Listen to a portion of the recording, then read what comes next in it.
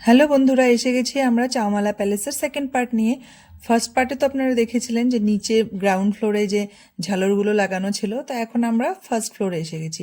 তো ফার্স্ট ফ্লোরে ঢুকতেই একটা সিংহাসন করা ছিল, চান্দির সিংহাসন। তারপর ওখান থেকে এন্ট্রি করলেই আমরা এখানে এই মিউজিয়ামটা করা আছে, এই মিউজিয়ামে ঢুকে গেছি।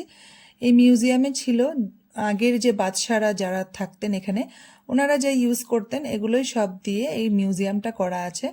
তো দারুণই সুন্দর। আর এগুলো যে জিনিসপত্র দেখছেন এগুলো সব বাইরের থেকে আনানো। আমরা দেখছি ওখানে লেখা আছে ইংল্যান্ড, তারপর রাশিয়া, আরও বিভিন্ন ধরনের জায়গাগুলো নামগুলো ছিল, আমার তেমন একটা মনে নেই। আর ভিতরের কারুকার্য তো দারুণই সুন্দর, আগের দিনও দেখেছিলেন আপনারা। চাওমালা প্যালেস 1750-তে বানানো শুরু হয়ে 1869-এ গিয়ে বানানো শেষ হয়েছিল। তার মানে 100 বছরেরও বেশি সময় লেগেছে এই প্যালেসটাকে বানাতে। এই প্যালেসটা এত বড় ছিল, আমাদের ঘুরতে ঘুরতে প্রায় 2 থেকে 3 ঘন্টা সময় লেগে গিয়েছে, অনেকটাই বড়। আর ভেতরে ঘুরতে বেশ দারুণ লাগছিল, টাইম কখন পার হয়ে যাচ্ছে টেরও পাওয়া যায়নি, এতটা ভালো লাগছিল ভিতরটা।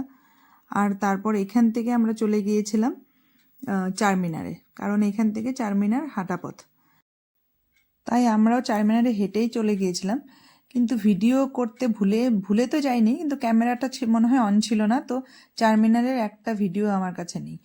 তো চাওমালা প্যালেসটার আরও ভিডিওস আছে, নেক্সট পার্টে দেখা হবে আবার।